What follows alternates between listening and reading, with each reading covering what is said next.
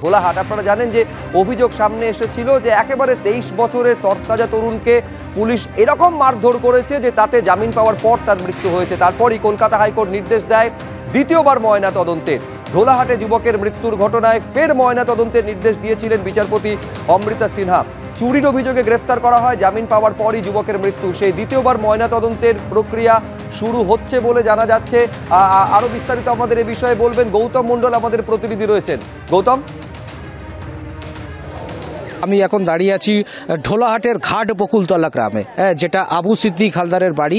ঘাট বকুলতলা, সেখানেই তার বাড়ির সামনেই তার দেহ কবর দেওয়া হয়েছিল। আজকে সকাল 9টা থেকে তার দেহ তোলার প্রক্রিয়া শুরু হয়েছে।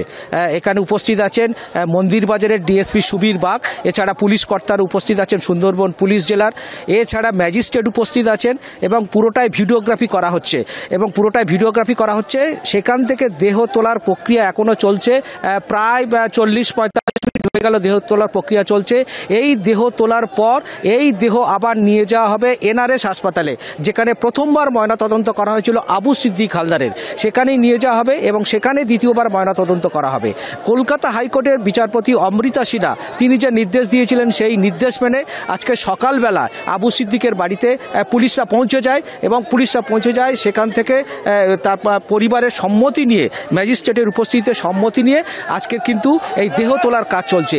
এই যে আবু সিদ্দিক হালদার পরিবার, তাদের যেটা অভিযোগ ছিল যে গত 30শে জুন তার কাকা মহসিন হালদারের বাড়িতে কিছু সোনার গয়না চুরি হয়। সেই চুরির ঘটনায় তাকে দুটি নাবালককে প্রথমে ধরা পড়ে।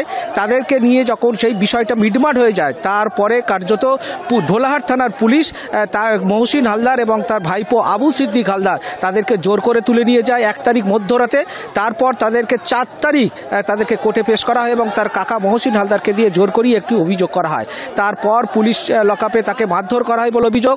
4 তারিখ কাকদ্বীপ আদালত তাকে জামিন দেয়, কিন্তু জামিন পাওয়ার পর গুরুতর অসুস্থ হয়ে পড়েন তিনি। একাধিক সরকারি হাসপাতালে তাকে নিয়ে যাওয়ার পর 8 তারিখ কলকাতার একটি বেসরকারি নার্সিংহোমে তাকে ভর্তি করা হয় এবং সেখানেই সেদিন রাত্রে তার মৃত্যু হয়। এই মৃত্যুর পর তার প্রতিবেশী, পরিজন এবং তার পরিবারের লোকজন আন্দোলনে নামেন, দোষী পুলিশ অফিসারদের গ্রেপ্তারের দাবি জানান। আমরা দেখলাম যে টানা 2 দিন ঢোলাহাট থানায় তারা বিক্ষোভ দেখায়। বিক্ষোভ দেখানোর পর এর পরিবারের পক্ষ থেকে একটি এফআইআর দায়ের করা হয়। সেই এফআইআরে অভিযোগ দায়ের করা হয়। সেই অভিযোগের ভিত্তিতে এই যে সাব ইন্সপেক্টর রাজদীপ সরকার এবং ঢোলাহাট থানার আইসি মানস চট্টোপাধ্যায়ের বিরুদ্ধে এফআইআর শুরু করেছে সুন্দরবন পুলিশ জেলা এবং ইতিমধ্যে অভিযুক্ত সাব ইন্সপেক্টর রাজদীপ সরকারকে ক্লোজ করা হয়েছে পুলিশ লাইনে এবং বাকি যে বিভাগীয় তদন্ত সেটাও শুরু করেছে।